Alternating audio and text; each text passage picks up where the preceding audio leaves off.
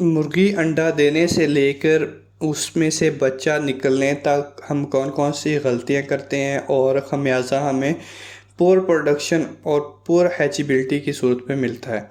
अस्सलाम वालेकुम, Griffin poultry YouTube channel में आपको खुशामदीद। तो आज इस वीडियो के अंदर हम यही बात करेंगे कि इनक्यूबेटर के अंदर जब हम अंडे लगाते हैं और अंडों के अंदर ही चूज़े की अमवात वाक़या हो जाती है तो उनमें कौन कौन सी हमारी ऐसी गलतियाँ हैं। तो सबसे पहले जो आप गलती करते हैं वो एग की स्टोरेज की होती है, क्योंकि जैसे ही मुर्गी अंडा ले करती है तो उसके अंदर तकरीबन एम्ब्रियो की जो प्रोडक्शन है वो स्टार्ट हो चुकी होती है, और जितनी देर तक मुर्गी के नीचे अंडा पड़ा रहता है एम्ब्रियो जो होता है वो ग्रो करता रहता है, एम्ब्रियो बढ़ता रहता है। और जैसे जैसे वो टाइम गुजरता है एम्ब्रियो बढ़ता रहता है। तो अगर हम उसकी प्रॉपर स्टोरेज नहीं करते, उसे सही जगह पे सही टेम्परेचर पे नहीं रखते, तो एम्ब्रियो वो क्या करता है, डेड हो जाता है और मर जाता है, जिसकी वजह से आपकी हैचेबिलिटी पुअर आती है और कुछ चूज़े जो होते हैं वो हैच ही नहीं हो पाते हैं। और उसके अलावा अब ये हमारी पहली गलती। दूसरी गलती, हम जो टेम्परेचर मेंटेन करते हैं, जो शुरू में भी मैंने बताया कि टेम्परेचर जो होता है वो डायरेक्टली प्रोपोर्शनल होता है मॉइस्चर के। मॉइस्चर मतलब नमी, जितना पानी अंडे के अंदर होगा उससे इन्वर्सली प्रोपोर्शनल होता है। मतलब ये कि अगर हम इंक्यूबेटर का जो टेम्परेचर जो रिक्वायरमेंट है वो हमें चाहिए कि 37.5 रखें शुरू के दिनों में, सेटर में हम तो 37.5 रखें जो टेम्परेचर रिक्वायर करता है, और जो ह्यूमिडिटी है वो 65 होनी चाहिए। ये आइडियल है, इस पे मैक्सिमम हैचेबिलिटी होती है। अगर हम टेम्परेचर को ज़्यादा कर देते हैं तो अल्टीमेटली आपको पता है कि जो ह्यूमिडिटी है वो कम होना शुरू हो जाएगी, जो नमी है वो कम होना शुरू हो जाएगी। तो इस नमी को हम पूरा सब वाटर स्प्रिंकल करके कर सकते हैं, बजाय इसके कि हम जो पानी है अंडे का मॉइस्चर लॉस हो जाएगा।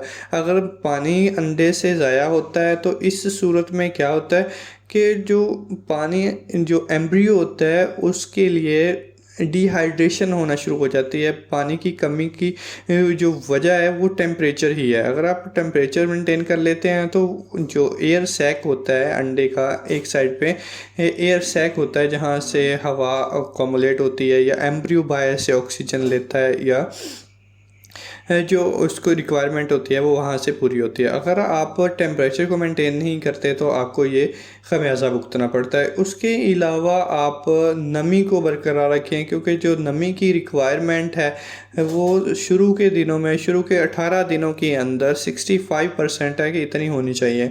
अगर आप आपने सेटर से हैचर में कन्वर्ट कर दिए, आपके जो ट्रांसफ़र कर दिए अंडे, तो वहाँ पे आपकी ह्यूमिडिटी इंक्रीज़ होनी चाहिए। वहाँ पे 75% ह्यूमिडिटी होनी चाहिए। 75% जो ह्यूमिडिटी होती है वो क्या करती है कि शेल जो होता है, ऊपर खोल होता है अंडे का, उसको नरम करती है। अगर उसको नरम करने से क्या होता है कि जो अंदर चूज़ा बन रहा होता है उसको कम ताकत लगा के वो बाहर आ जाता है। तो इसका ये फ़ायदा होता है। तो हमें खोल नरम होने से चूज़ा आसानी से बाहर आ जाता है। उसके अलावा जो शुरू के अंदर जो अंडे के अंदर अमवात हो जाती हैं वो इसके पेरेंट फ्लॉक की फीड होती है, कि उसको अगर प्रॉपरली फीड नहीं करवाते तो उससे भी जो हैचिबिलिटी है वो इफ़ेक्ट होती है, हैचिबिलिटी कम हो जाती है, एम्ब्रियो पहले ही डेड हो जाता है। तो ये 4-5 वजूहात ऐसी हैं जिसको आप मद्देनज़र रखते हुए अपनी हैचिबिलिटी को इम्प्रूव कर सकते हैं। अपने हैचर को, अपने सेटर को ह्यूमिडिटी और टेम्परेचर को मेंटेन रखने से। उसके अलावा बायोसिक्योरिटी बहुत इम्पोर्टेंट चीज़ है। जब आप एग्स की फ्यूमिगेशन करते हैं, अगर वो प्रॉपर नहीं होती तो जर्म्स जो होते हैं वो आना शुरू हो जाते हैं अंडों के अंदर। और जो जर्म, जब बैक्टीरिया कोई अंदर आता है तो वो रेप्लिकेट करना शुरू होता है, और रेप्लिकेट करते करते वो उसकी भी जो पॉपुलेशन होती है इस हद तक इंक्रीज़ हो जाती है कि जो अंदर एरिया होता है वो कम पड़ना शुरू होता है। तो इस सूरत में अंडे फटने भी शुरू हो जाते हैं। तो एम्ब्रियो तो एक मरेगा ही मरेगा, उसके साथ साथ आपके अंडे जो ख़राब होना शुरू हो जाते हैं और दूसरे अंडों को भी इफ़ेक्ट करता है।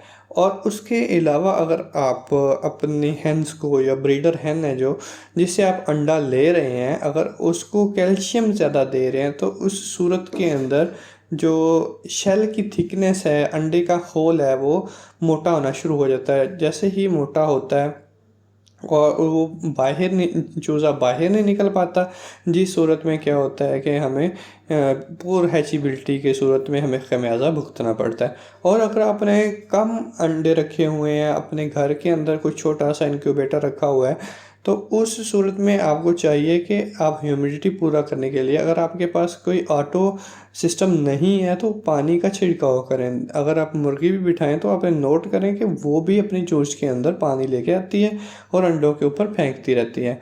और उसके बाद रोटेशन होती है। अगर आप प्रॉपर रोटेशन नहीं करते, मतलब प्रॉपर हिलाते जुलाते नहीं हैं अपने अंडों को जो इंक्यूबेटर के अंदर रखे होते हैं, उसको हम जो ऑटोमेटिक इंक्यूबेटर होता है वो तकरीबन उसको क्या कह सकते हैं कि 45 डिग्री सेंटीग्रेड के ऊपर वो 45 डिग्री के ऊपर के एंगल के ऊपर वो उसको रोटेट करता है, हिलाता रहता है। तो अगर आप खुद हिलाएंगे अंडों को तो जो एम्ब्रियो एक साइड पे नहीं लगेगा, एक साइड पे नहीं बनना शुरू होगा, तो बाकी उसके जो बॉडी पार्ट्स होंगे वो भी प्रॉपर बनेंगे और ग्रो भी अच्छे तरीके से करेंगे। और इस सूरत के अंदर आपको रोटेशन करना ज़रूरी है। तो ये जो 5-7 गलतियां हम करते हैं, पहला मॉइस्चर लॉस करवा देते हैं जिससे जो चूज़ा होता है या जो मर जाता है। और टेम्परेचर को मेंटेनेंस जो बहुत इम्पॉर्टेंट चीज़ होती है, जो देखें कि जो टेम्परेचर होता है, जितना ज़्यादा टेम्परेचर रखेंगे उतनी जल्दी चूज़ा ग्रो करेगा। तो टेम्परेचर का इसके डायरेक्टली रिलेशन होता है। लेकिन ऑप्टिमम टेम्परेचर अगर आप 37.5 से इंक्रीज़ करना शुरू करते हैं तो एक तो वो मॉइस्चर लॉस का वजह बनेगी, दूसरा वो आपके जो बर्ड है, जो चूज़े हैं एम्ब्रियो, उसकी डेड का सबब बनेगा। तो उसके अलावा अगर आप जो चूज़े होते हैं उनको रेस्क्यू नहीं करते हैं, छोटे चूज़े जो होते हैं, कुछ ऐसे चूज़े होते हैं कि जिनको ना आप खुद उनको मदद चाहिए होती है निकलने के लिए, क्योंकि वो कमज़ोर होते हैं, अपनी जो उनकी मैटरनल स्ट्रेंथ होती है वो थोड़ी सी कम होती है, जिसकी वजह से वो निकल नहीं सकते। तो ऐसे चूज़ों को चाहिए कि आप उसके जो हॉल होता है उसको हल्का हल्का तोड़ दें उनके लिए, ताकि वो बाहर निकलने में उनको आसानी हो। अगर आसानी होगी तो वो बाहर अच्छे तरीके से आ जाएंगे। और उनको फीडिंग प्रॉपर करवाएं। इसके बाद जैसे ही वो चूज़े बाहर निकल आते हैं उनको फीडिंग, आजकल तो ट्रेंड चल रहा है कि इन वीवो कर रहे हैं कि अमाइनो एसिड्स की प्रोफाइलिंग कर रहे हैं, जिससे अमाइनो एसिड्स को अंडों के अंदर इंजेक्ट कर रहे हैं, जिससे वो बर्ड फौरी तौर पर कंज्यूम करता है और अच्छे रिज़ल्ट देखने को मिले हैं। तो अगर आपको मेरी वीडियो अच्छी लगी हो तो आप सब्सक्राइब करना मत भूलिएगा। अल्लाह हाफिज़।